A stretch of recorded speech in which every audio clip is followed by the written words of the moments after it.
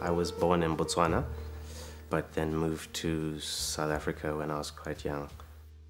I would say just living with my father got me to see what it was like to be a musician. He had a recording studio at the house, and I got to interact with a lot of musicians, see what the life was like of being a musician.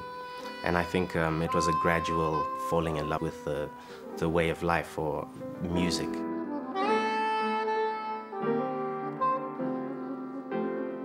I think it was about the age of 14 or 15.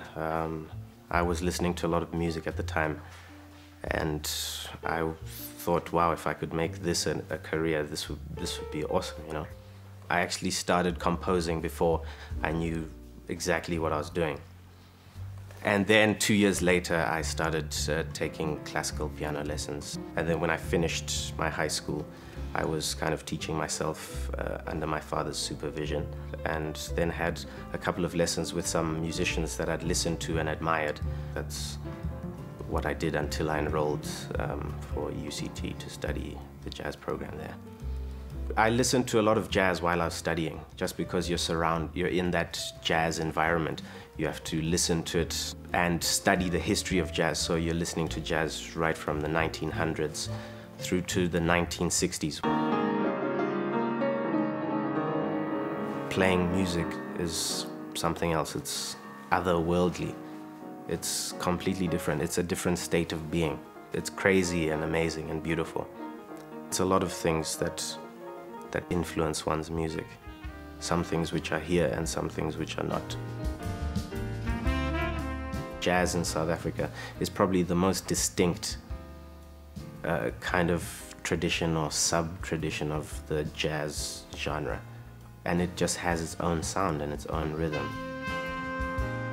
Performance, you don't know what's gonna happen, especially in jazz music.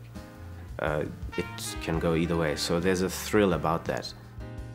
I would like people to feel uplifted.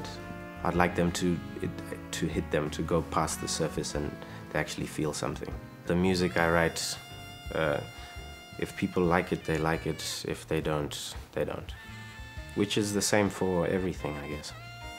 It is like a sculpture, you know, which you work on and fine-tune and edit and fix until it is what you imagined in your head. I could be in the shower and then some melody comes to my head, and then I figure it out on the piano, and then I expand on that.